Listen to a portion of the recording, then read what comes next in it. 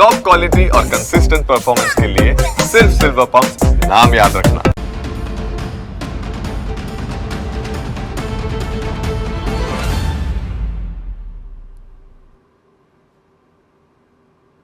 નમસ્કાર, સમાચારો સાથે હું છું જયેશ। દિલ્હીમાં 27 વર્ષ બાદ ભાજપની ધમાકેદાર વાપસી થઈ છે। ભાજપની આ આંધીમાં વિરોધ પક્ષના સુપડા સાફ થઈ ગયા। આમ આદમી પાર્ટી સૌથી કારમી હાર ભાળી ગઈ છે અને આપના દરેક દિગ્ગજ નેતાઓ ઘર ભેગા થઈ ચૂક્યા છે। અરવિંદ કેજરીવાલ અને મનીષ સિસોદિયાની પણ કારમી હાર થઈ। સત્યેન્દ્ર જૈન અને સોમનાથ ભારતીની પણ કારમી હાર થઈ છે। આતિશીએ રસાકસી ભર્યા જંગમાં આખરે જીત મેળવી અને પોતાની સીટ બચાવી અને આપની લાજ રાખી।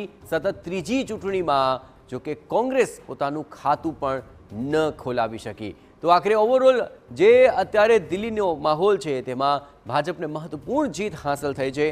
જે રીતે 27 વર્ષ બાદ આ ધમાકેદાર વાપસી થઈ છે તેને લઈને ભાજપ હવે ભવ્ય ઉજવણી તરફ આગળ વધી રહ્યું છે અને ભાજપની રીતસરની એક આંધી ચાલી હતી જેમાં વિરોધ પક્ષના તો સુપડા સાફ થઈ ગયા અને આમ આદમી પાર્ટીને પણ કારમી હારનો સામનો કરવો પડ્યો। ખુદ અરવિંદ કેજરીવાલ પણ પોતાની સીટ ન બચાવી શક્યા। ડેપ્યુટી સીએમ પણ પોતાની સીટ હારી ગયા।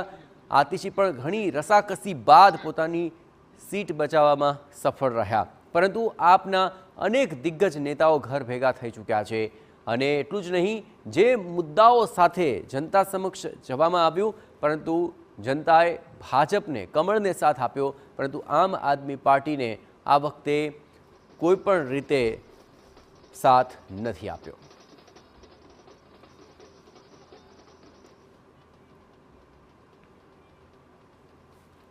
તો ભાજપની આંધી અને હવે ભાજપ ભવ્ય ઉજવણી કરી રહ્યું છે અને કાર્યાલય ઉપર આપ જુઓ અનેક સંખ્યામાં ભાજપના કાર્યકર્તાઓ ત્યાં પહોંચી ચૂક્યા છે અને બરાબર 5 વાગે અહીં ભવ્ય જીતનો જે જશ્ન છે તે પણ શરૂ થઈ જશે। પીએમ નરેન્દ્ર મોદી પણ અહીં આવશે, કાર્યકર્તાઓને તેઓ સંબોધિત કરશે।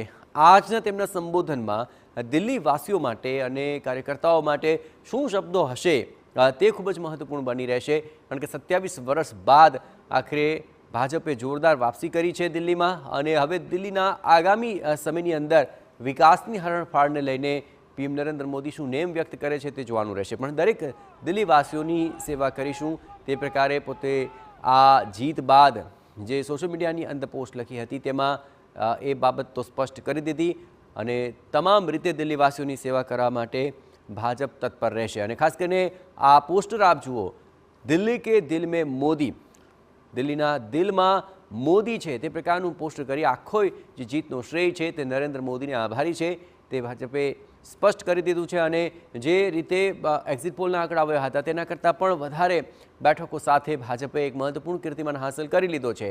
કુલ 40 બેઠકોનો ફાયદો આ વખતે ભાજપને થયો છે અને એટલું જ નુકસાન આમ આદમી પાર્ટીને થયું છે। કુલ 48 બેઠક પર ભાજપ આગળ ચાલી રહ્યું છે અને હવે ભાજપ દિલ્હીની અંદર સત્તાનું સુકાન સંભાળશે।